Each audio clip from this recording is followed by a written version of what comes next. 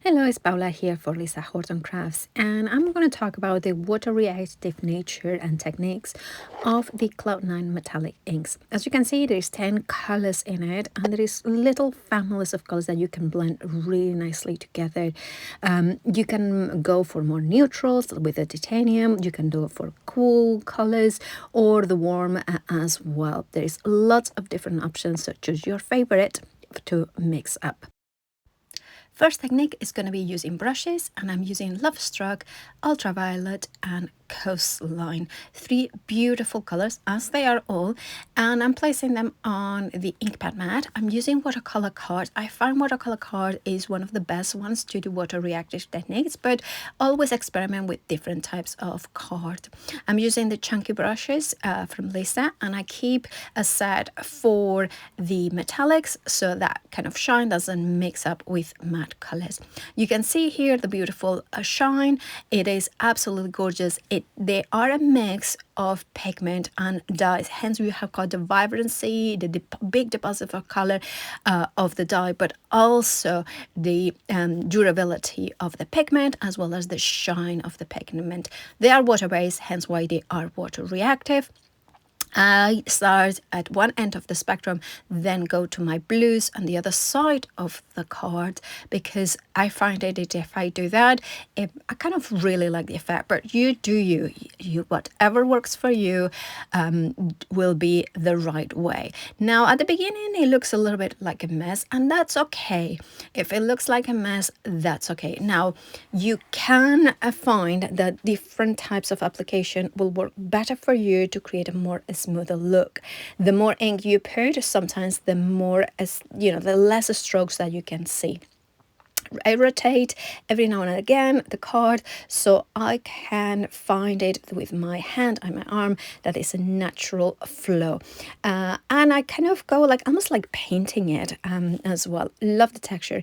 Finally, I'm gonna go for the middle color, the bridge between the blue and the pink in here. You can see here that I'm depositing quite a lot of ink outside the mat, but don't worry, you can use it that or before a mock-up print. Here again, it's up to you how you start. I think if you start on the edges, you kind of intensify that, and then of course you will have lighter areas in the center. This technique using the brushes work much better for the smaller cards. This one is roughly for our European friends, it's an A6. It's a little bit smaller than an A6, and for our American friends, roughly an A2 size. You can see here again, it just looks like an abstract painting, but not very blended. Don't worry, the water is going to do some of the blending. Although, to be honest, I really love the effects of having a little bit more of strokey arts here. Right, now make sure that you cover any area that you want to. If you want to intensify color or with the brushes or any of the other tool, including the blending foam. I'm gonna go in a little bit more with the pink, see, because there was not enough pink at the top, and that will layer on top, will sit on top of the purple there. Now I'm quite happy. You can see the sheen, the beautiful shine of the metallic. The cameras will never do it justice. It is very classy look. I'm going with my spritzer with water, and it's up to you how much you put. The more water you put it, the more the colors are going to intermix. And then I'm going with my trusted heat gun to kind of make sure that the water evaporates. Now you can let it dry naturally, but look at that. The water reactive nature of these inks is phenomenal. Now what I was saying is make sure that you've spritzed a little bit of water. You can go in with what you have already created and dry between layers to create more mottled effect if you wanted to as well. It's up to you. You can do as many layers as you want, and you can always reactivate a little bit with water, although the effects will be different. Cleaning up, very simple, spritz it with water and pick up all that ink. Again, I'm drying it between layers so I can have more texture.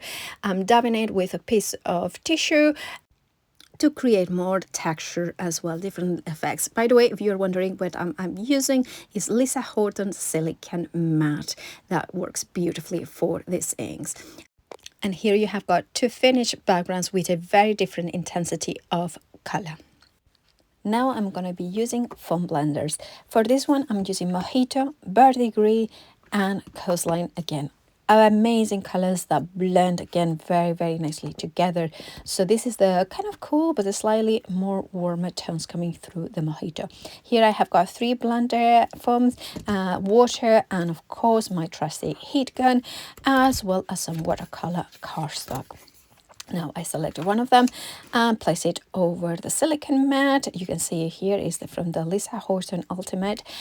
You can get it separately as well if you prefer it. So I dabbed quite intensely onto the Mojito and I start applying. Now I'm not very good with foam blenders overall, but I find that using the metallic inks is one of my favorite ways to do it, because I can intensify it and I can lower it as well, the pressure, but I still get that shine from the metallic. So try it if you haven't, because it's a great way to deposit a lot of color. Now in here I'm putting a little bit of the Verdigris on the very top. That's not where the main color Verdigris is going to come up, but that's so the coastline, when I apply it, it will have an underlying color of a Verdigris, bringing a little bit more of those aqua tones to the coastline. Now I started in the middle and of course blend it a little bit. You don't have to be perfect blend. And then I'm just going with the coastline over the side of it. I tend to put the lid back in the pan as often as I'm not using it, just because of good practices, because I'm very clumsy. You can see the intensity of that coastline color coming through. Remember, dye and pigment together make this fabulous hybrid combination. Go back if you want to with a Verdigris in the middle to blend it. I like to leave certain lighter areas, because I think that when you put it with water, it's going to even look even better. Shine beautiful throughout. Now just the water, spritz it all over and heat it, and you can see the water reactive nature, that full bleaching technique, how gorgeous do they look. Every single time is going to be completely different, and of course you can mock it up, and that piece was a piece of card that I did it as well, so you can do it all sorts of different ways. Always dry between layers, spritz more water, pick it up, and this will be perfect background to place die cuts over it or die cut it themselves. And here you have got the 3 pieces, very different, unique every time. Now the next technique is going to be direct to paper. I'm going to go for hot or warm colors, so I'm going for Love Struck as well, Pumpkin, and Sunshine. Again, I'm using watercolor card, but try different cards. This technique works amazing on black or dark color card as well. I'm just dragging the ink pad. Now here is where you want to be careful not to drop the lid, but also to make sure that you always start with a lighter color. You could clean up the mat between layers of colors. That would be the sensible thing. Am I sensible? Not so much, but as long as they are from the same color families, it will be fine. And finally, I'm adding, dragging, rotating the card as well, so kind of the multi directions, the Love Struck, which is kind of the darker one color of those ones. And the sheen is magnificent, even more in real life. Again, use the water spritzer to create that water reactive, that full bleaching technique, and you can see there the little droplets of water have made it clear. And of course, we are not wasting that beautiful ink. Make sure that you clean it up. So I'm cleaning it up. I created another background, and of course you can see here both results. Even in the cleanup piece, there will be some shine to it, but of course not as intense as on the direct to paper technique. And now for the final technique, we are going to be using stencils. Now I'm using Love Struck for the beautiful Magnolias, a stencil by Lisa, of course, Verdigris, and a Mojito. I'm going to use the Ultimate with the tacky mat. Of course, if you don't have it, there are ways around it, but I strongly recommend it. I really think the combination of the tacky mat and the peg system from the Ultimate with the stencils is absolutely brilliant. So I'm following the order of the stencils and I'm going with Love Struck over the flowers. Now here you can intensify the color. I have to speed up the video a little bit because I wanted an intense pink in here. So I start at the very top and then I go downwards to make sure that I've done get ink all over the place.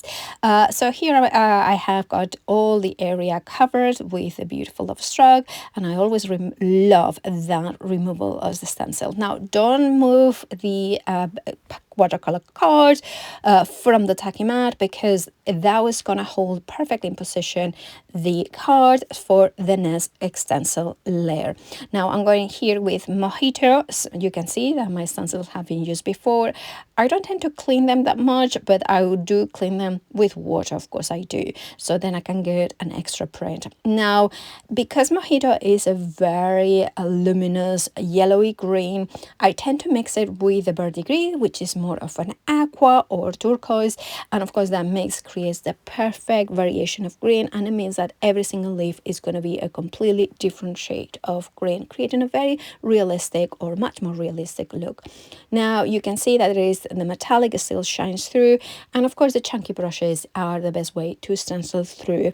Of course they deposit beautiful ink and color, as well as makes it much quicker. Now I could have done the centers here with the Sunshine, which is a yellowy golden ink pad, but I left it plain because I like that pop of white. Now I can lift it out, there is a glorious shine as well. Now I'm going to go with the water to create droplets of water to create more of a watercolor effect, but the shine, the metallic sheen is still there. If you leave a mark, well, that's where you're going to put the sentiment, isn't it? You can see it here perfectly, that shine from the metallics as well as the water effect. I hope